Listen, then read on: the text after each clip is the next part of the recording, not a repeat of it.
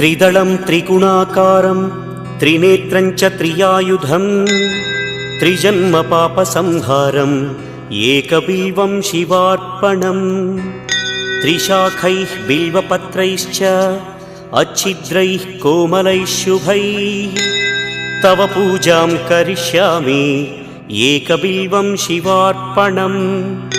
कोटिकन्या महादानं तिलपर्वतकोटयः काञ्चनं शैलदानेन एकबिल्वं शिवार्पणम्